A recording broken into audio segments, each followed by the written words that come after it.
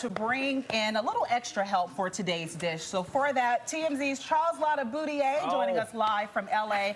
Charles, I wish... we gotta get an extra drink. I know, but how will he drink it? Well, Charles has his ways, I can tell you that. I'm feeling a little martini free over here. Fix that not in a bit. appreciating it. Charles, it's good to have you. I don't want to come in with a bad attitude or anything. But. You know what I mean? That's all I'm saying. Charles, you look good today, as you always do. Looking hydrated. Yeah, have you been eating good? Some tea. I just got some tea. There's nothing in this. Oh, don't feel bad. I had tea earlier. Rocket fuel. Yeah. Well, Charles, let's get into it because I understand you all have a new documentary, another one about Diddy and his downfall. Yeah, this is our latest that is now streaming on Tubi for free. It's called The Downfall of Diddy Inside the Freak-Offs. And we have spoken to a few people who have been at parties that they believe were freak-offs. We've also, in this documentary, we talk about a sex worker that we spoke to who says he was involved in multiple freak-offs with Diddy and another woman. But really, this is a remarkable story told by a woman named Tania, who describes a 2018 party she went to where she was brought there by a Saudi prince and says that she saw groups of people having sex. But the most alarming part of the party for her was that she saw what she described as little people at first. And as we talked to her more about the story and the fact that these, what she thought were little people, were being concealed by adults. What she's really saying is she believes that these were minors and that there were adults there trying to conceal what was going on. She wasn't really clear on exactly what they were doing, but she was very disturbed by seeing people that she believed to be minors at this party where she had already seen several adults, groups of adults having sex. So look, this is part of what the government is alleging against Diddy. And they obviously say it goes beyond just having parties where there are people having sex. They say that he was transporting people there, sometimes sex workers, from across state lines specifically for these parties. And that is one of the federal offenses he is up against in this indictment.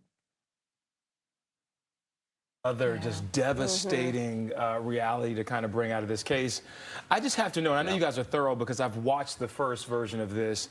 How do you authenticate and verify that she is actually a victim of these things when you're doing your documentary work? Because we've seen a lot of people come out and say, listen, I've been affected by this, but does she have any evidence? Yeah, I mean, look, she is not one of the people who has filed a civil lawsuit against Diddy. And I don't even know that she describes herself as a victim as much as she is just coming forward and talking about what she saw at this particular party, just this one in 2018 that she went to. Look, who's to say that, no, we don't know for sure that what she's describing is anything illegal, because she was unaware of whether there were sex workers transported there. But this site that she saw of people that she believed to be minors is what was really disturbing to her. I don't know for a fact that they were, and she did describe them initially as little people, but she said the thing that was alarming is that there were clearly adults trying to wall off whatever was going on there. So. He does have sons and stuff. Yeah. Well, we'll be watching like we watched the first one. I mean, you all had things. I can't remember her name from Danity Kane, the one you spoke with in your documentary. Adrian.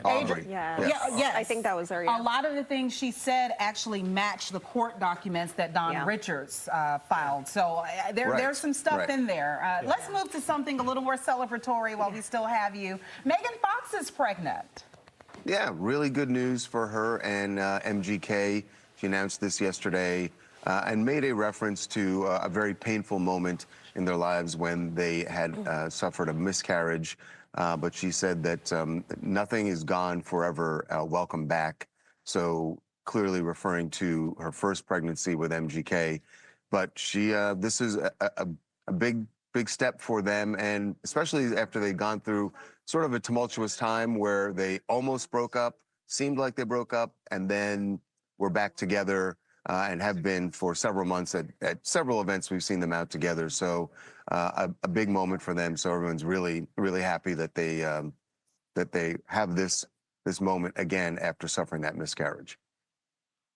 And I loved her pregnancy photo. Oh Did my you? God, me too. Only she would rub oil all over herself and take a photo shoot for that. It was so Megan. I didn't want to say anything. I'm glad you guys said it. Yeah.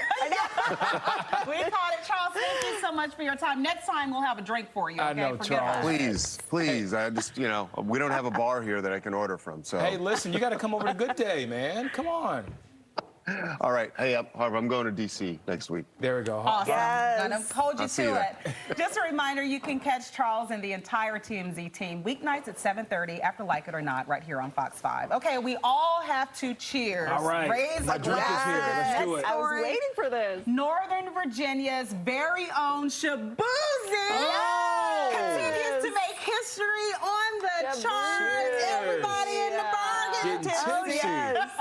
Producer Chris is live in our control room with more on this. Oh my good Lord. Chris, take it away. Thank you very much. Listen, I could sit here and I could talk about this story, or we could hear from Shaboozey himself. Take a listen. Tell them bring another round, we need plenty more. Two stepping on the table, she don't need a dance floor. Oh my, good Lord. Someone pour me up a double shot of whiskey. All right, you know the song, a bar song, Tipsy by the DMV's own Shaboozey has now made history 17 weeks straight at #1 on the Billboard chart. So this is the longest running #1 hit of the decade and the second longest running #1 hit of all time. So who does he have to beat to claim the title himself? Old Town Road by Lil Nas X and Billy Ray Cyrus. That was #1 for 19 weeks. And of course, we cannot talk about Shaboozey and a bar song without bringing back this classic moment.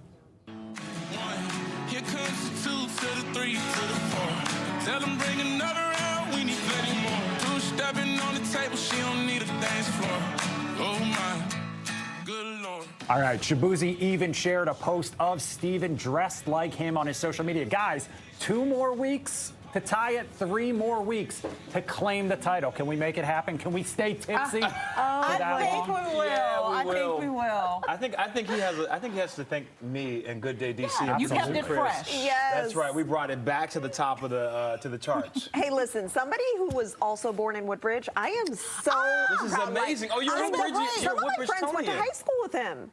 Yes. It's crazy. So maybe you can help us get him on the show. Okay, I'm DMing you, Shaboozey. We've been so asking you for better months. watch. You better watch. I think Tommy Richmond, is he from Woodbridge, he- somewhere in Northern Virginia? He is from Yeah. Woodbridge. Yes, he is. So Woodbridge has been representing all year long. But listen, Shaboozey now surpasses Mariah Carey and Boyz II Men's One Sweet Day. Wow. So it's a certified hit. It's a great moment for him, and I'm so proud of him. I mean, I listen. know.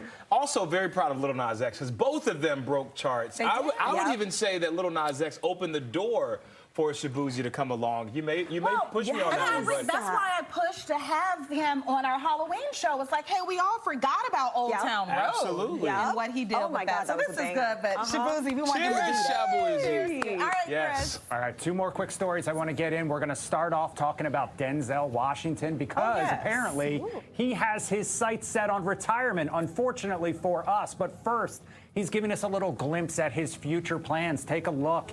In a recent sit-down with Australia's Today Show, he said one of his final roles will be in Black Panther 3. He said writer-director Ryan Coogler has a role in mind just for him and is scripting it just for him. His other new projects include that Broadway production of Othello and new movies with Antoine Fuqua and Steve McQueen. In the meantime, though, you can catch him on the big screen later this month in Gladiator 2. Guys, he's pushing 70. He did Othello for the first time when he was Yes. 22, and now he's revisiting it 50 years later. That is how you end a career. Yeah, but I have to Wow. nurse myself with this drink because I don't want to see Denzel Washington. I The don't forever either. fine Denzel Washington retiring? I No, know. ma'am. The No, theaters are going sir. to sell out. Let's be Yeah. honest. I didn't know he was pushing 70. 70, Doesn't yeah. look like it. good. But you know, at the end of your career, he's like, I want to work with whoever I want to work with. Yeah. And everybody's saying, I mean, you can work with Ryan Coogler. He has not worked with Ryan Coogler just yet. Yeah. Yeah, that's true. And so this is a moment for him to say, listen, I want to be a part of Black Panther 3. I want to see it all.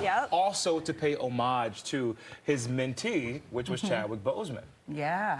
Well, I'm here for all things Denzel. I mean, I plan on seeing Gladiator, too, at the end of this month. When you going? Very soon. You want me to?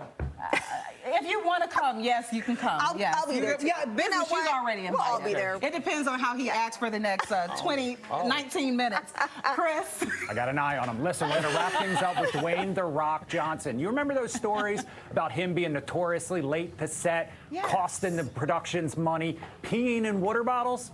Apparently it's true, some of it. He is calling BS on the reports that he was so late that he cost the production of his new movie, Red One, ballooned the budget to like $250. He said the claims that he was like 8 hours late to set are lies. He said it was more like 1 to 2 hours late. However, he did confirm the reports that he uses water bottles as a restroom while he's on set, and that, he says, is because he drinks so much water to power those workouts that keep him looking strong, guys.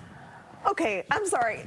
The stories are so conflicting. 7 to 8 hours late and then peeing in water bottles. Like, it's like, what is the truth? You had plenty of time to use a restroom, I don't know, but maybe he has some medical condition. Remember Elton John was in some grocery store late, had to relieve himself in the bottle? You don't know what someone's going on. That's true. You're right. That is true. And truly, I mean, using the restroom, I appreciate the fact that he still keeps working. He's like, listen, I got to do this real quick before I go to this next set. I'm not mad at you. Don't leave this man alone. We can never be Bismuth. Thank you for joining us for a super fun celeb dish. Do you think it was Fiji water bottles? Or Could be.